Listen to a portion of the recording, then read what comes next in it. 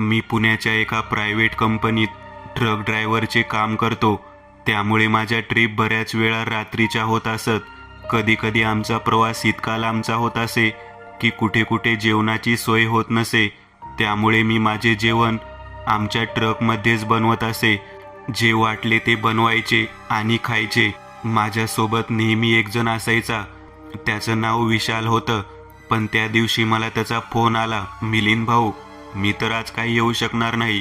भावाला दवाखान्यात भरती केले. त्याचे हे शब्द ऐकल्यावर मी त्याला म्हणालो, अरे ठीक आहे, तुझं काम महत्त्वाचं आहे. असं म्हणून मी फोन ठेवला. मी मालकाला सांगून ठेवले की जर कोणी दुसरा एखादा माणूस असेल तर माझ्यासोबत पाठवा. आणि मी बाजूच्याच मार्केटमध्ये जाऊन अर्धा किलो चिकन आणले. आज माझा चिकन बनवून खाण्याचा मूड झाला होता. मी जेव्हा परत कंपनीत आलो तेव्हा ट्रक पूर्ण सामानाने लोड झाला होता. मी माझ्या सोबत्याची वाट पाहतच होतो की मालक माझ्या जवळ आले आणि म्हणाले, अरे मिलिंद, आज तो तुझे अकेला जाना पडेगा. आज कोई भी खाली नहीं है. काय? अहो पण मालक, प्रवास दूरचा आणि त्यात रात्रीचा आहे. हाँ, पर अभी कुछ नहीं कर सकते और आज के आज ही माल तुझे अलीबाग को पहुंचाना है और फिर वहाँ से हैदराबाद. आता मला काही करून निघावेच लागणार होते. मी ट्रकमध्ये बसलो आणि अलिबागकडे निघालो. प्रवास बराच लांबचा होता. शहरातून जेव्हा गाडी जात होती तेव्हा काही वाटत नव्हतं. पण जशी गाडी शहरातून बाहेर आली तेव्हा अंधार आणि एकाकीपणा जाणवत होता आणि थंडीही चांगलीच जोर पकडत होती. अंधारलेल्या रस्त्यावरून माझा ट्रक भरधाव वेगात पळत होता. आता पुणे शहर सुद्धा बरेच मागे गेले होते. रस्ताही सुनसान होत होता. म्हणजे त्या हायवेवर वाहनांची वर्दळ जाणवतच नव्हती. कमाल आहे, अजून फक्त 8 वाजलेत आणि हायवे सुनसान झाला. मी स्वतःशीच म्हणालो. रस्ता खालीच असल्यामुळे मी ट्रकचा वेग वाढवला. आता समोरील रस्ता वळणे घेत होता. आजूबाजूचे उंच आणि अंधाराने घेरलेले डोंगर दिसत होती. तामिनी घाटाला सुरुवात झाली होती. दिवसा सुंदर दिसणारा हा घाट रात्री किती भयानक आणि विचित्र वाटतो याचा जिवंत अनुभव मी घेत होतो. चढ असल्यामुळे गाडीचा वेग मंदावला होता आणि गाडीच्या प्रकाशात मला अगदी रोडच्या काठाला एक साडी घातलेली बाई उभी दिसली. ती पाठमोरी उभी होती, त्यामुळे तिच्या मागचे शरीर मला दिसत होते. आणखी एक विचित्र गोष्ट मला दिसली, ती म्हणजे तिची वेणी अगदी पायापर्यंत लांब होती. म्हणजे माझ्या जीवनात मी इतकी लांब वेणी कधीच पाहिली नव्हती. पण आणखीन एक विचित्र गोष्ट म्हणजे की ती अशा ठिकाणी उभी होती, जर तिने एक पाऊल पुढे टाकले असते तर ती त्या समोरच्या खोल दरीत कोसळली असती. हे दृश्य मला ट्रक त्या वळणावरून घेत असताना गाडीच्या लाईटच्या प्रकाशात दिसले. कोण असेल ती बाई, आणि तेही इतक्या राज्याला अशा भयंकर ठिकाणी का उभी आहे? आत्महत्या वगैरे करायला आली की काय? कारण इतक्या रात्री कोणीही स्त्री अशा ठिकाणी भटकणार सुद्धा नाही आणि कोणाची हिंमत सुद्धा होणार नाही. नाही, काहीतरी चुकीचं होणार. आपण त्या बाईला वाचवायला हवे. पण माझ्या छातीत धडधड होत होती, जाऊ की नको, कारण ती खरंच बाई होती ना. आता ट्रक चढाच्या वर आला होता. मी ट्रक साईडला लावला आणि पटकन ट्रकच्या खाली उतरलो आणि ते वळण पार करत त्या जागेवर पोहोचलो. पण ती बाई तिथे नव्हती. अरे देवा, तिने खरंच उडी टाकली वाटतं. मी आता धावतच त्या जागेवर पोहोचलो आणि दगडाच्या आधाराने खाली पाहू लागलो. पण मला खालच्या बाजूने फक्त घनदाट अंधार दिसत होता. तेवढ्यात माझ्या पाठीवर कोणीतरी हात ठेवला आणि या अचानक हात ठेवण्याने मी इतका दचकलो की मी झटकन तिकडे वळून पाहिलं. ते एक आजोबा होते. डोक्यावर टोपी होती, अंगात पांढरा सदरा होता आणि त्या आजोबांनी धोतर नेसले होते. अरे पोरा, इतका का घाबरलास रे? अहो, तुम्ही अचानक माझ्या पाठीवरती हात ठेवला म्हणून दचकलो. पण तुम्ही आहात कोण आणि इकडे काय करताय? अरे पोरा, मी जवळच्याच गावात राहतो. माझी गाडी बंद पडली होती रस्त्यात, म्हणून लोटत घेऊन जात होतो. तेव्हा तू इथे धावत येताना दिसला. मला भीती वाटली, काही आत्महत्या तर नाही ना करत आहे, म्हणून धावतच इकडे आलो. काय त्यांची गोष्ट ऐकून मीच विचारात पडलो. अहो नाही आजोबा, मी कशाला आत्महत्या करेन? अहो मी सुद्धा घाटातून जात होतो माझा ट्रक घेऊन, तेव्हा मला या ठिकाणी एक बाई उभी असलेली दिसली. ती अशी उभी होती की जर ती आणखी थोडी पुढे गेली असती तर ती खोल दरीत कोसळली असती. अरे देवा, आता ह्याला काय म्हणायचं? अरे पोरा, ह्यो तामिनी घाट आहे. इथं किती जीव गेलेत कुणाला ठाव नाही. त्यातलंच एखादं भूत दिसलं असेल तुला. काय भूत? मी घाबरत म्हणालो. होय, भूतच असलं पाहिजे, आजोबा म्हणाले. त्यांची गोष्ट ऐकून माझी चांगलीच टरकली. बापरे, जर तुम्ही नसते आले तर माझं काय झालं असतं आजोबा? आभारी आहे तुमचा. ठीक आहे पोरा, सांभाळून जा, आजोबा मला म्हणाले आणि ते जायला निघाले. तेवढ्यात मला आठवलं की आजोबांची गाडी बंद पडली आहे. म्हणून मी त्यांना म्हणालो, अहो आजोबा, एक काम करा, तुम्ही माझ्यासोबत चला पुढच्या गावाला. उद्या सकाळी एखादा मेकॅनिक घेऊन या आणि घेऊन जा गाडी. आता कुठे एकटे हा घाट पार करत आहात? तसे आजोबा म्हणाले, ठीक आहे पोरा, उपकार होतील तुझे. अहो उपकार कसले, चला सोडतो तुम्हाला. असं म्हणत मी आणि ते आजोबा माझ्या ट्रककडे निघालो. मी माझ्या सीटवर बसलो आणि आजोबाच्या बाजूच्या सीटवर मी ट्रक चालू केला आणि पुढच्या रस्त्याला घेतला. काही वेळ शांततेत गेला आणि मीच स्वतःहून म्हणालो, आजोबा, तुम्ही म्हणाले ते खरंच असेल का? कशाबद्दल म्हणतोय पोरा तू? भूताबद्दल का? होय आजोबा. खरं बोलतोय. असतं असं काही. आपण देवाला पाहिलं नसलं तरी त्याचं अस्तित्व मान्य करतो. तसंच भूत पिशाच्य असतं. काही वेळा त्याचे अनुभव सुद्धा येतात. बरोबर आहे आजोबा, कारण मला ती बाई फारच विचित्र वाटली होती. तिची वेणी तिच्या पायापर्यंत येत होती. किती भयानक हे. काय, ती बाई दिसली तुला? आजोबा एकदम अचानक म्हणाले. का, काय झाले आजोबा? मी आजोबांना म्हणालो, अरे पोरा, तिला मरून तर 50 वर्ष झालीत, अजूनपर्यंत ती कोणालाच दिसली नाही. आजोबा घाबरून म्हणाले, म्हणजे मला दिसली? त्या बाईला तुम्ही ओळखता? हो, चांगला ओळखतो. अरे ती आमच्या गावची मास्तरीण होती. मी तेव्हा गावात पोलीस पाटील होतो. जेव्हा ती आमच्या शाळेत रुजू झाली तेव्हा. चांगली बाई होती, आचरण चांगलं होतं. कोणाच्या लेण्यात नाही की कुणाच्या देण्यात, पण अशाच लोकांच्या वाटी कोणी ना कोणीतरी जातं. गावात रघु नावाचा एक दरोडा होता. तो नेहमीच नशेत असायचा आणि त्या मास्तरीण बाईला शिव्यागाळ करायचा. नाही ते बोलायचा. लोकांनी त्याला 1-2 वेळा चांगली मारहाण केली. पोलिसात त्याचा रिपोर्टही दिला, पण जमानतीवर सुटला. वर त्याने त्याचा राग मास्तरीण बाईवर काढला. तिचा त्याने खून केला आणि तिची लाश घाटात आणून टाकली. बरेच दिवस गेलेत, पण मास्तरीण बाई कुठे गेल्या गावातल्या कोणालाच माहीत नव्हतं. एक दिवस एक गाडीवाला सांगत आला की घाटाच्या बाजूने कोणीतरी मरून पडले आहे. त्याला दुर्गंध आली होती, म्हणून त्याने जाऊन पाहिलं. तेव्हा एक लाश त्याला दिसली. सर्व गावकरी तिकडे पाहायला गेले. तेव्हा मास्तरीण बाईचा पत्ता लागला. तिचा खून कोणी केला हे सगळ्यांना माहीत होतं. पण जेव्हा सगळे त्या रघुच्या घराकडे गेले तेव्हा रघु घरात नव्हता. तो कुठेतरी पळून गेला होता. बरेच दिवस शोधाशोध झाली, पण काही फायदा नाही झाला. नंतर मग सगळे ती घटना विसरून गेले. बापरे, इतकी भयंकर घटना. अशा लोकांना तर सरळ फासावर चढवावे. मी असे म्हणताच आजोबा माझ्याकडे पाहून कसे तरीच हसले. मलाही जरा विचित्र वाटले. बरं आजोबा, तुमचे नाव काय? ते तर तुम्ही सांगितलेच नाही. अरे हो पोरा, ते नाही सांगितलं अजून. माझे नाव बघ. नाव ऐकून घाबरू नको म्हणजे झालं. अहो त्यात घाबरण्यासारखे काय? मी हसत म्हणालो. त्यावर आजोबा म्हणाले, माझे नाव रघु. मी ते नाव ऐकताच पटकन माझे पाय ब्रेकवर गेले. ट्रक स्पीडमध्ये होता आणि अचानक ब्रेक लागल्यामुळे टायर रोडला घासण्याचा आवाज आला. माझी छाती धडधड उडत होती. काय काय बोलला आजोबा तुम्ही? मी घाबरत त्यांना म्हणालो, होय तेच जे तू ऐकले आहे. आता बोलताना आजोबांचा आवाज घोगरा झाला होता आणि त्यांच्या चेहऱ्यावर विचित्र हसू आले होते आणि त्याचे रूपही फारच भयानक झाले होते.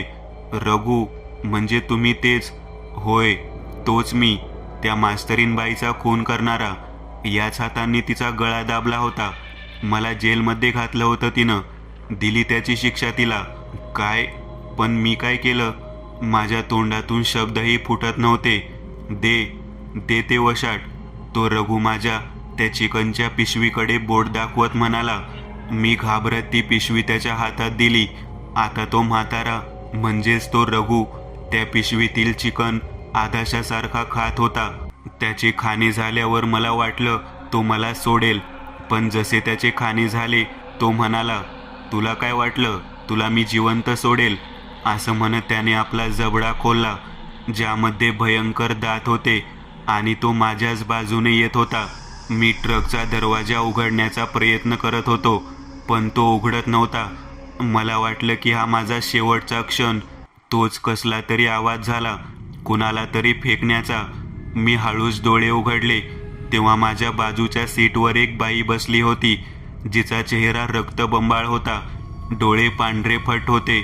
तिने तिचा चेहरा माझ्या बाजूला फिरवला आणि ती म्हणाली, घाबरू नकोस, तो तुला काहीही करू शकणार नाही. तिचा आवाज मात्र तिच्या रूपासारखा नव्हता, अगदी मनाला हवा हवा वाटणारा. मी आता त्या बाईला एका झटक्यात ओळखले. मास्तरीनबाई. माझ्या तोंडातून शब्द निघाले. होय, मीच ती, जिला काहीही चूक नसताना मारले गेले.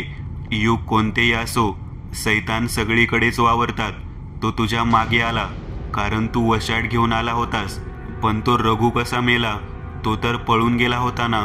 नाही, पळून नाही. माझ्या हत्येच्या पहिल्याच रात्री मी त्याला दगडाने ठेचून मारले, असे की त्याचे शरीरही कुठे मिळाले नाही. आता तोही मुक्त नाही आणि मीही. मी रोज त्याला ठेचून मारते, जसे आज मारले. तू जा, नाही भेटणार तुला आता कोणी.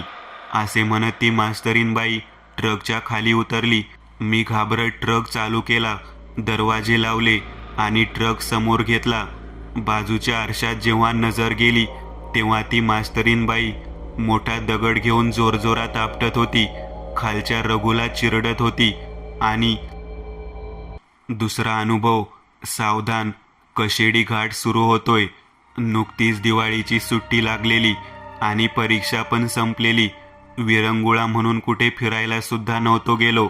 अचानक एकाएकी ठरवलंच आणि गोव्याला जायचा बेत ठरला. नेहमीप्रमाणे मी आणि माझे 3 मित्र अनिकेत, विघ्नेश आणि अजय सोबतीला जेवण वगैरे करून सर्व तयारी करून रात्री 10 वाजता निघालो जाण्यास. रमत गमत गाडी रस्त्यावर धावत होती. गाडीची मदार माझ्याच हातात होती. अनिकेत, विघ्नेश आणि अजय गाडीमध्ये बसल्या बसल्या झोपी गेले. एव्हाना गाडी शहरातून निघून मुख्य हायवेला लागली. आजूबाजूला गाड्यांची रहदारी आणि रस्त्याच्या कडेला छोटे मोठे हॉटेल्स. यामुळे जरासं हायसं वाटत होतं. तासाभराच्या प्रवासानंतर वडखळला पोहोचलो. वडखळच्या वळणावरून खरा प्रवास सुरू होणार होता. गाडी पेट्रोल पंपावर थांबली. पेट्रोल टाकून गाडी बाजूलाच एका टपरीवर थांबवली. चहाचे 2 घोट पिऊन जरा तरतरी आणली, कारण पुढचा प्रवास मोठा होता. आता वडखळला मागे टाकून गाडी गोवा हायवेला लागली. तशी गाड्यांची रहदारी पण कमी झाली. क्वचित 1-2 कंटेनर दिसत किंवा मोठ्याने हॉर्न वाजवत एखादी गाडी ओव्हरटेक करून निघून जाई.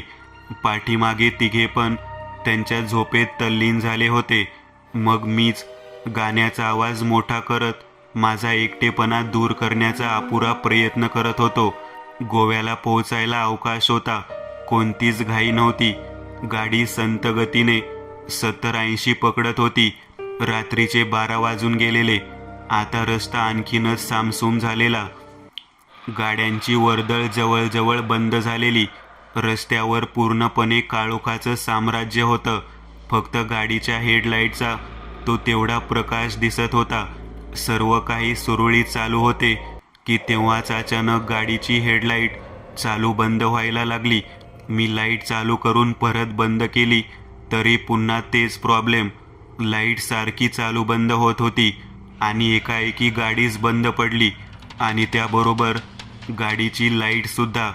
जशी गाडीची लाईट बंद झाली तसा पूर्ण रस्ता काळोखामध्ये गुडूप झाला.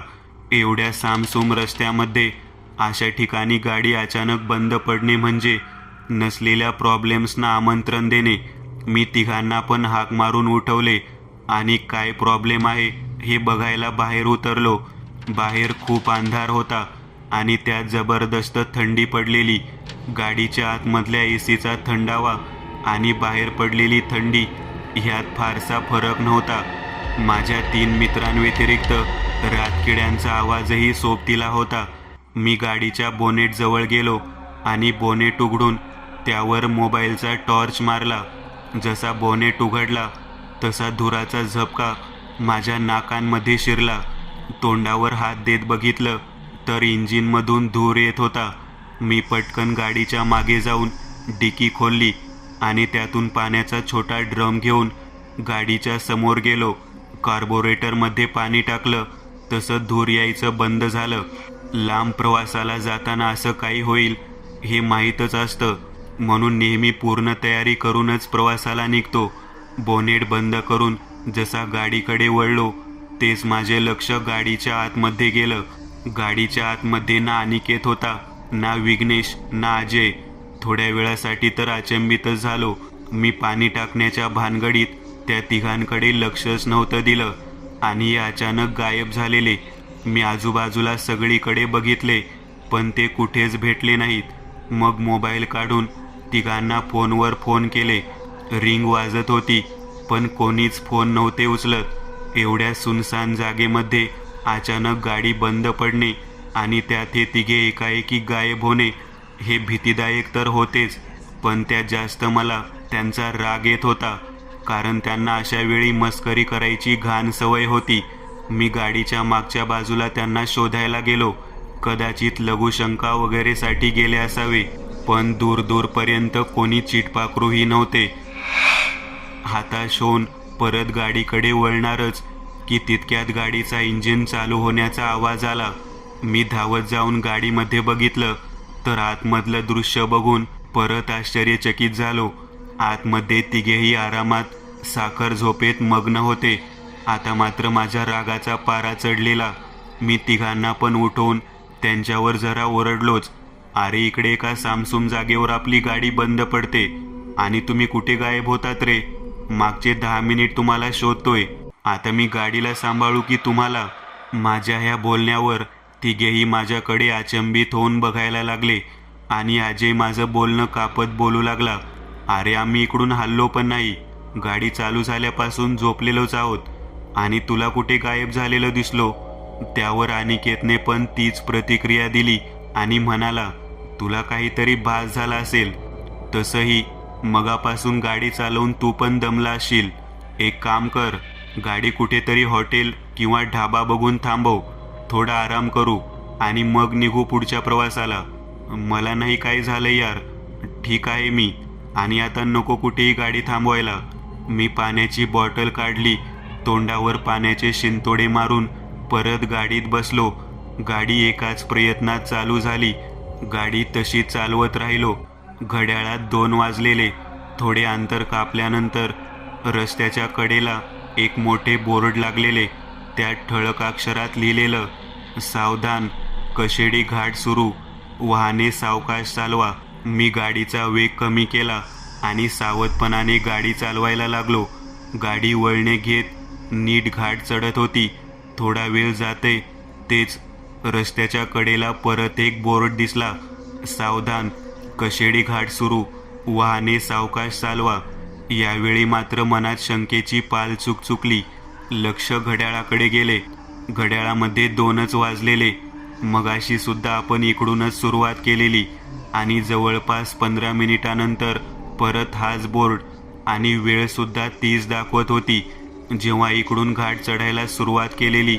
मनाचा भ्रम समजून परत गाडी चालवण्यामध्ये गुंग झालो. पण हा भ्रम तुटायला फार काळ लागला नाही, कारण थोड्या वेळाने परत तोच बोर्ड, तीच वेळ. आता मात्र कळून चुकले होते की आपल्याला चकवा लागलाय. चकव्याबद्दल खूप ऐकलेलं आणि वाचलेलं सुद्धा. एखाद्या ठिकाणी चकवा लागल्यावर आपण सारखे सारखे त्याच जागेवर फिरत असतो आणि चकवा लागल्यावर वेळ सुद्धा थांबते.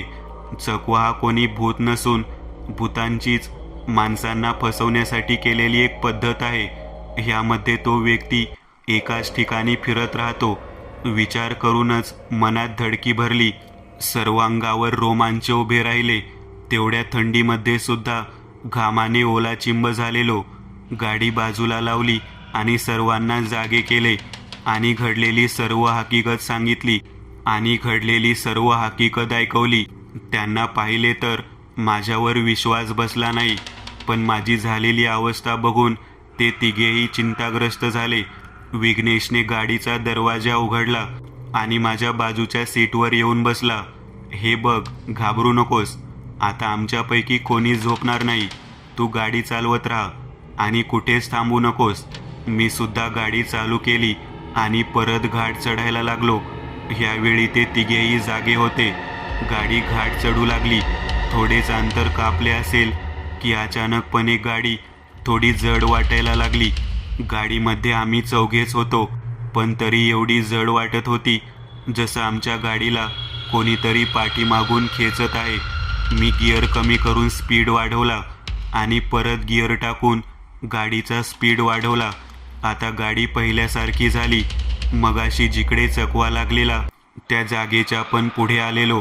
थोडंसं हायसं वाटलं, पण तरीही काहीही करून हा घाट लवकरात लवकर पार करायचा होता. थोडं पुढे गेलो तर रस्त्याच्या कडेला परत एक बोर्ड दिसला. आता मात्र आम्ही सर्व घाबरलो. जवळ जाऊन बघितलं तर त्यावर लिहिले होते, कशेडी घाटाची हद्द समाप्त. एवढा वेळ जीव मुठीत धरून गाडी चालवत होतो. हा बोर्ड बघून कुठे जीवात जीव आला. आम्हा सर्वांच्या चेहऱ्यावर एक हास्याची लहर उमटली. घाट पार करून परत मुख्य हायवेला लागलो. पुढे चिपळूणला आल्यावर तिकडून 2 रस्ते दिसत होते.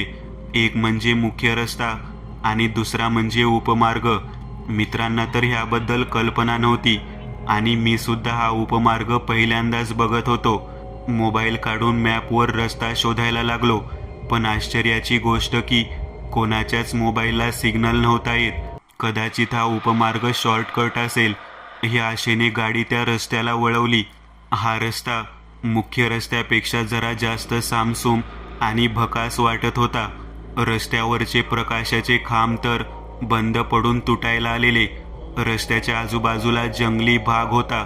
मुख्य रस्त्याला एखाद दुसरी गाडी तर दिसत होती. इथे मात्र ते सुद्धा नव्हतं. गाडीच्या हेडलाईटच्या प्रकाशात तो रस्ता एका मोठ्या अजगरासारखा भासत होता. शेवटी हिम्मत करून मी आणि विघ्नेश गाडीला काय प्रॉब्लेम झालाय हे बघायला उतरलो. उतरल्या एक थंड हवेची झुळूक मानेवरून गेली. विघ्नेशने मोबाईल टॉर्च मारली. मी बोनेट उघडून पाहू लागलो काय प्रॉब्लेम आहे ते, पण ह्यावेळी कोणताच धूर वगैरे नव्हता येत. मग नक्की झालंय तरी काय, विचारांमध्ये गुंग होतो की तितक्यात आजे आणि अनिकेच्या जोरात किंचाळण्याचा आवाज आला. आम्ही दोघे पण काय झालंय बघायला गाडीकडे वळलो तर गाडीत दोघे पण नव्हते. मग आम्ही गाडीच्या मागे बघितलं आणि समोर जे बघितलं ते पाहून दोघांची पण घाबरगुंडी उडाली. तो मगासताच 4 पायांवरचा प्राणी त्या दोघांना त्याच्या दोन्ही हाताने ओढत घासत नेत होता आणि ते दोघे जीवाच्या आकांताने आम्हाला हाक मारत होते. आमचे हातपाय थरथरू लागले. काय करावे काही सुचत नव्हते, पण आमच्या मित्रांना असे त्या राक्षसाच्या हातात पण देऊ शकत नव्हतो. आम्ही ना आव बघितला ना ताव. हातात जे भेटेल दगड, काठी वगैरे घेऊन त्या राक्षसावर धाव घेतली. त्या दोघांचे ओरडणे चालूच होते. माझ्या हातावरचा ताबा सुटला आणि माझ्या हातात जो दगड होता तो त्याच्या दिशेने भिरकावला. दगड जाऊन सरळ त्या राक्षसाच्या डोक्यावर लागला. दगड लागताच त्याने मोठी कर्णकर्कश आरोळी ठोकली आणि पाठीमागे वळला. त्याचा चेहरा रागाने लालबुंद झालेला. त्याचे दात म्हणजे सुळे. चेहऱ्यावर खूप ठिकाणी घाव होते आणि त्या घावांमधून त्याचे मांस लोंबत होते. हे किळसवाणे दृश्य बघून काही वेळासाठी तर मी बर्फासारखा थंडच पडलो. त्याने अनिकेत आणि अजयला तसंच खाली टाकलं आणि माझ्याकडे वळला.